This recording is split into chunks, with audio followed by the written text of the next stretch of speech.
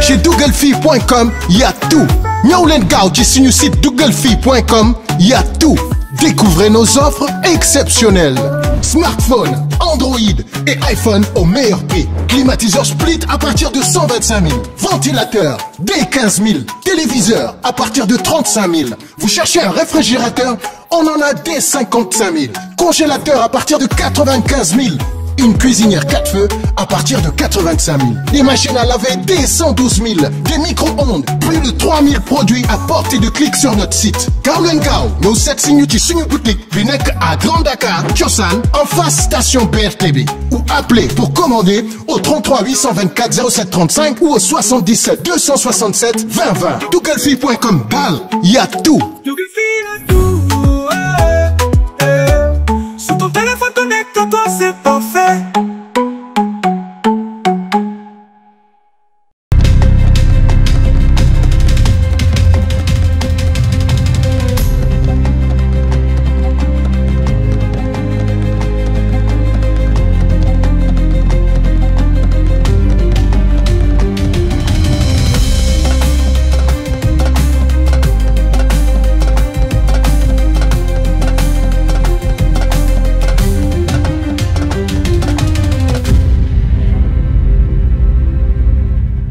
Dans l'épisode précédent, nos jeunes artistes s'enfoncent un peu plus dans la compétition. La tension monte, mais malgré la pression, chacun avance dans la création de son single.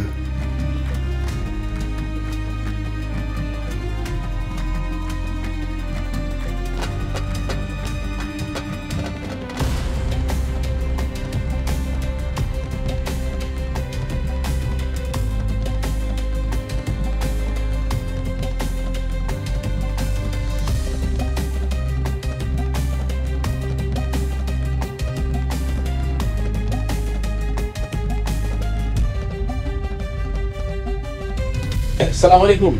Grand Laye maa ngi lay ziar. delloo ziar naka mu. yaa ngi am jàmm. ça va alhamdulilah. naka préparation single. ça va ñu ngi ci kam loolu sax d'ailleurs moo ma fi indi quoi bon. waaw vas-y. merci beaucoup. voilà loolu sax moo ma fi indi. je suis très sûr de moi. est bi am naa texte am naa mélodie.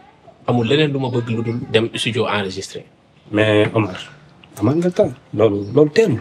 non son bi ma bind sax. ça parle de la virginité maanaam ci wàllu sëy. ci suñu culture muy pulaar.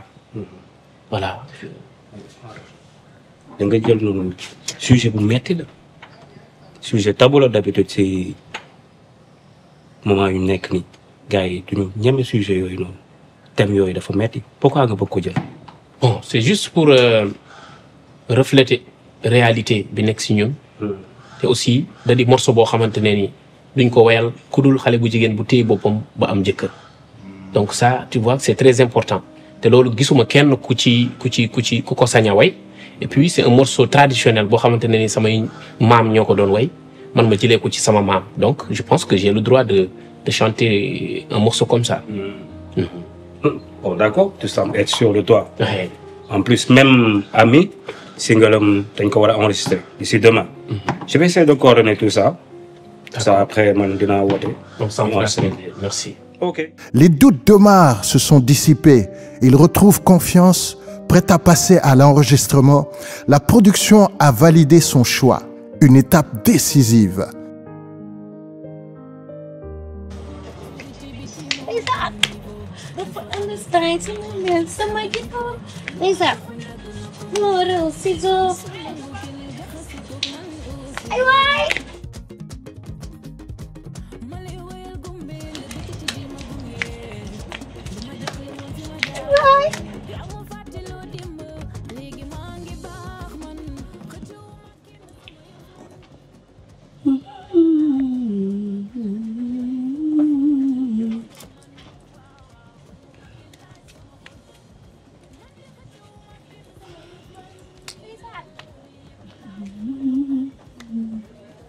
non mais putain fii kenn mënu fi concentré wu quoi kan mooy def bruit bu bari bi nit ñaa ngi sëgg di liggéey concentré wu di liggéey moom muy bruit quoi ça mi non ça se fait pas kan mooy def lii j'en ai assez mënatuma.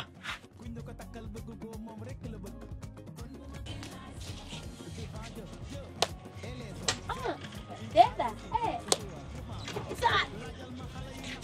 Ay. Ay. Isa.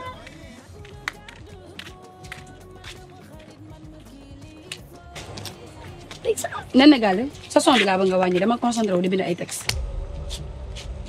Nene yow laay waxal sa son bi dugal nga wàññi ko damay bind ay texte ça me dérange. Mais Mia yow à la fin lan mooy sa problème? Pourquoi say su ma fekkee may teg sama musique ak sama son nga naan dama lay déranger? Parce que danga may déranger. yow da nga nekk non yow da nga nekk ci musique. Ah te préparé sa single et tout nekk si musique nga ne musique da lay déranger. single yi duñu mën a benn nekkee. single yi duñu benn man dama fonk sama culture. Nene sama culture su ma nekkee di liggéey ci sama culture kenn du ma déranger donc yow tu as intérêt nga dem nga wàññi sa son bi balaa la ciy fekk di la ci fekk demal nga wàññi sa son bi. Mais attends yow da ngay kaf wala da nga nekk sa dëgg wala da nga may jéem a napp loolu laa bëgg a xam. Nene sa son bi demal na wàññi ko encore une fois. Mais Mia yow tey nga ñëw di feexal sa xol. sa xol fecc ci kafoore. fexe sa xol. ma ñëw yokk musique bi ñu feexal. non mais Nene man je travaille tu commences à me les mettre. demal nga wàññi sa son bi man damay liggéey yow nana yow man damay liggéey nga may wax ay waxi fecc feexal sa xol mën nga dem nga wàññi son bi wala yow yaa ngi may énervé de. mais Mia yow sa dëgg nga nekk da ngay. Nene demal nga wàññi son bi jéem a napp. wàññi woo son bi demal wàññi son bi Nene ah. xam nga kan ngay wax Nene sama waxoon naa lii toog ci yow lay jóge nga wàññi son wala nga ñàkk ko wàññi soof nga trop.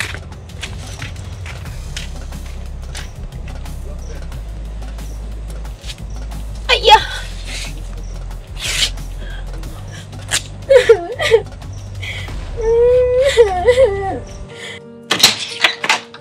mais kii sooful kii daa réew quoi tu soo comprendre nekk di liggéey ñu lay déranger dina déconcentré ci du n'importe quoi.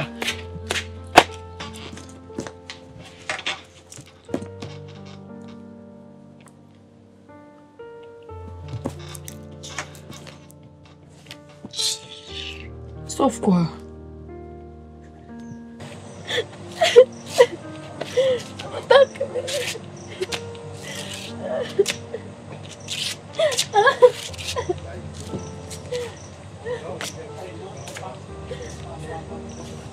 c'est que séeréer dafa nekk loo xamante ne ni ci xol lay jóge di dugg ci xol du foowekaay du lu ñuy foowee man dama ko fonk de tellement que su ma koy def dama bëgg kenn ku ma déranger mais Nene Nene soof na Nene calmul Nene bëgg na xeetu bruit te man bruit daf may déranger mën naa ko muñ su ma nekkul di liggéey mais su ma nekkee di bind ay texte pour sama man culture non bëgguma ko ma déranger mais Nene da lay déranger nga ñëw di wax ak moom Nene di la jaay da ngaam ak rëy làmmiñ gis na la ma ko def dama ko noq ba muy bëgg a dee xanaa ki xamul ne man séeréer laa séeréer pire fa ono séeréer na jufaano ceres ala cadar kam padkan ba warin dama koy dóor ba mu bëgg a dee dama ko noq bu subaa doo ko defaat même na ma Mia da nga ëppal quoi bi exagéré bu suba su may bindaat texte nee na du ma déranger parce que saf na sàpp ci moom.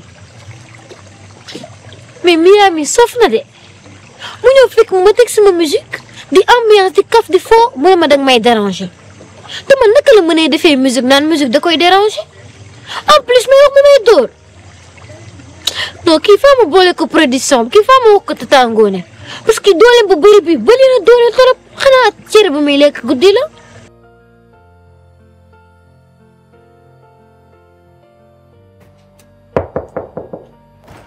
Oui, entrez.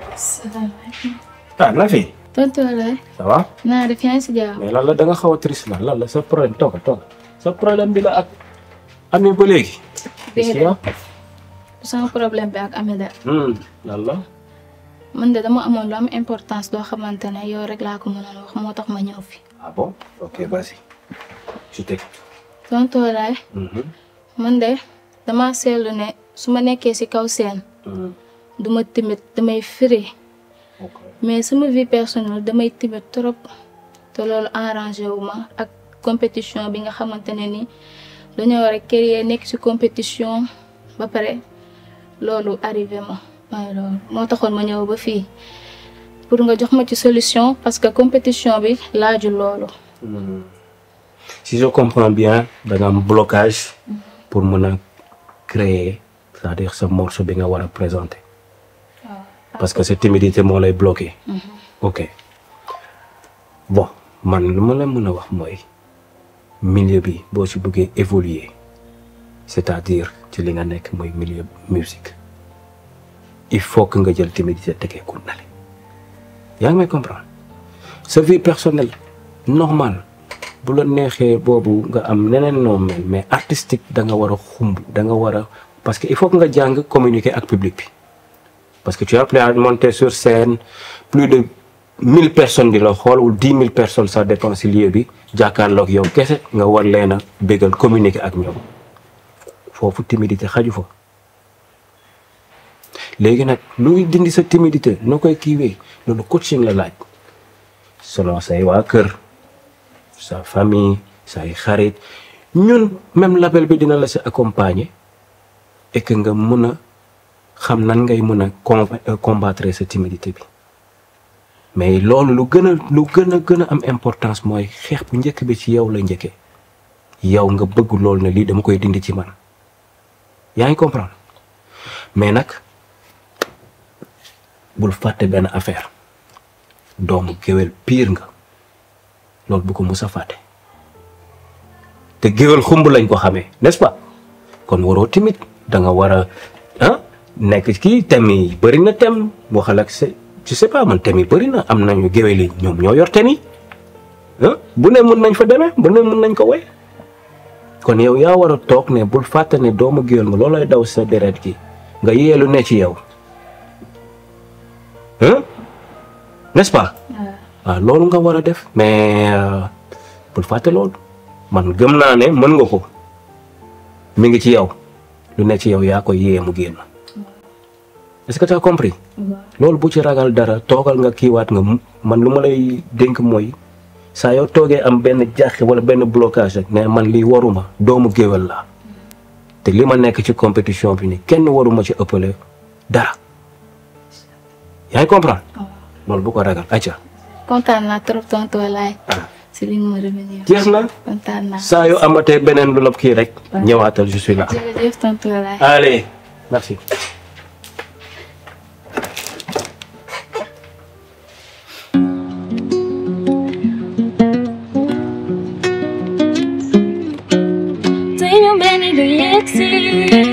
xoolal fii ñu jóge nu sore yoon bi guddoon na terewul ñu xuus ba yegsi ñi na wat na te duñ defee na tey ji bu ñu xoolaatee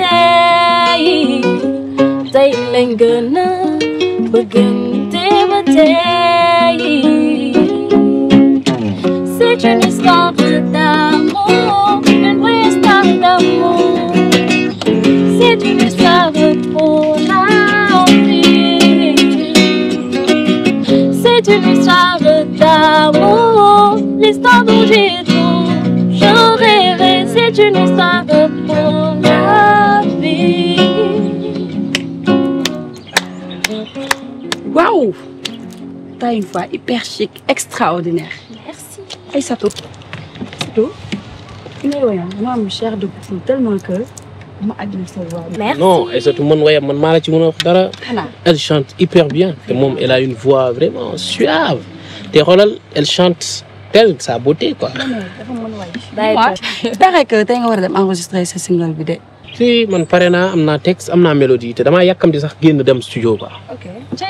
ak efficace moom daal bu ñuy ñi di wër fii fekk na moom coach na lépp ba toog. ah loolu mais yow foo toll ci sa son bi. non mais maa ngi nekk di ko préparer. juste que dama war a focaliser wu ci musicalité bi xam nga séeréer ak rythme bi.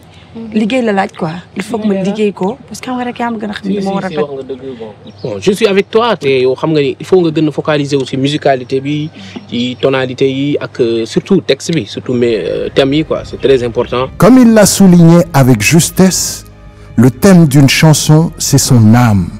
Découvrons maintenant les univers que nos talents souhaitent explorer, les messages qu'ils veulent porter et les émotions qu'ils cherchent à transmettre. Bon, li ma bëgg a aborder ci sama single nag man c'est sûr que mënuma ko wax fii ma toog nii mais sama cosaan laay dem tëbbi indi parce que d'habitude man noonu laay woyee ñoom ñoo may inspiré ñoom laay déglu donc mënuma def lu dul dem tibb li leer mooy sama cosaan laay tibb indi parce que lépp benn la mënuma way ba way lu nu wayul donc ñoom laa mën a déglu pour ma mën a way. man nag thème yi nga xamante ne ñoo ma gën a neex si musique bokk na si les chansons d'amour j'adore ak way yi nga xamante ne que thème bi mën na nekk affaire de motivation et tout. bon man j'écoute un peu du tout genre thèmes yi nga xamante ne nii ay thèmes yuy yeete la bon des thèmes yoo xamante ne nii sax nit ñi dañ koy daw ay thèmes yu am solo mais bari na ay artistes yoo xam ne dañuy xaw a peut-être am recul pour jël ko développer ko. fii que yéen ay séeréer ngeen foo ngeen way xam nga lu am feeling quoi. man si thème yooyu sax si laa nekk xam naa nekk daal chanson d'amour laay way mais bëgguma def chanson d'amour comme ñëpp ni ñuy def mbëggeel chéri bëgg naa la ñeñeñu li tax nag ma bëgg ay way yi nga xam ne chanson d'amour la déjà nekk na thème boo xamante ne que dafa dox en plus bëri na amour mën nañ si wax si lu bëri mën nañ si laal point yu bëri ça dépend si li nga xamante ne moom nga bëgg développer moom nga bëgg a expliquer ci sa way mën na nekk sa diggante ak sa xarit sa diggante ak sa yaay sa papa wala koo xamante ne danga ko bëgg te yàlla tax wala comme relation amoureuse loolu yëpp mën na nekk mais man moom sama côté bëgg naa laal ci côté amour toxique parce que bëri na tey ci dëkk bi ay relation yoo xamante ne mooy loolu c'est compliqué parfois nekkul lu ñu mën a expliquer ku si nekk ak sa bos tellement que c'est compliqué ku si nekk sa histoire nu mu demee. amour bokk na ci mais su ma waxee amour parce que amour mën naa ne maternel moo tax may wax parce que man dama bëgg sama yaay damay bëgg su may way wala su may déglu way mu nekk way bu wax ci yaay wala ci papa parce que dama def nii ak sama yaay de tellement que mooy loolu noonu parce que moom laa xam. j'ai perdu mon papa donc damay bëgg lépp lu may déglu mu nekk woyu yaay pour mu mën ma consoler au moins beneen bu ci topp beneen amour bi li mënta ñàkk waaw relation amoureuse dama koy déglu aussi lu bari mais pas abuser parce que xale la. ok maa bëgg xool loo xamante ne kenn musu ko def ma génn fu spécial teg ko si temps mais yow mbaa nekkoo fi yow tamit di bind ay wayu mbëggeel ak yooyu noonu. non mais Omar t'es vraiment drôle yow lan nga nekk di way xanaa du amour nga nekk di way. non mais c'est un peu différent man je parle du mariage. yow mariage amour ko jiitu de danga ko say mën a génn xanaa. mais pour être précis ça parle de la virginité. oh. mbëggeel moom ñëpp moom la ñuy dégg tous les jours mais sama son bi sax mbëggeel laa ci way mais d'une autre manière. parce que mbëggeel boo xamante ne nii ça parle de la virginité et la virginité c'est très important pour nous africains que ce soit nga nekk wolof wala nga nekk séeréer wala nga nekk joola et cetera nous la virginité c'est quelque chose de très sérieux muy loo xamante ne nii dañ ko valoriser teg ko fu kawe de telle sorte que ñu bëri dañ koy ragal a wax. ak oser. la oser kay virginité. waaw virginité tam la rek comme yeneen thèmes yi quoi. Jago gilwa tiranga nyare tete Daisan tiranga jadi palo Jago gilwa tiranga nyare tete Namusti evana palo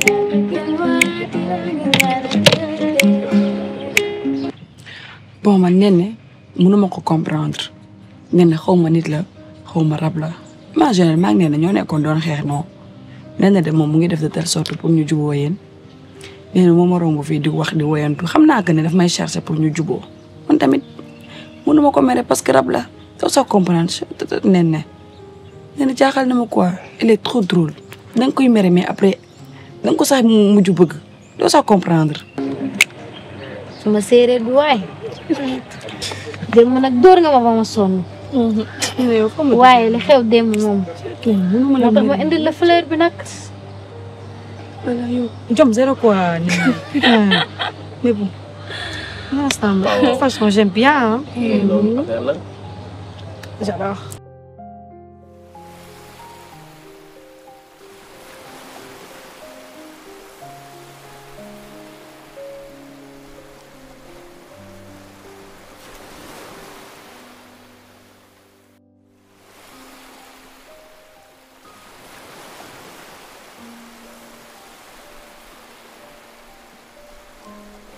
défi bi gën a mag sama àdduna mi ngi sama kanam.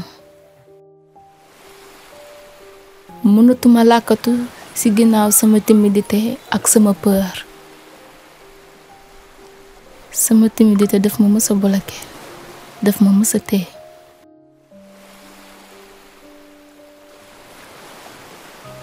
mais comme dama bëgg a nekk artiste, foog ma jël lépp tegee ko de côté.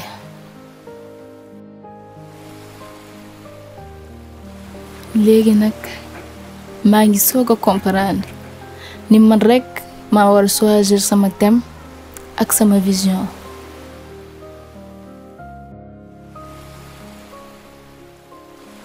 li si des nag waruma ragal ndax label bi mi ngi sama ginnaaw. li si des nag waruma ragal ndax am na ñu nekk sama ginnaaw. waaw mën naa ko, dama ko war a def te sax dinaa ko def. léegi nag pare na.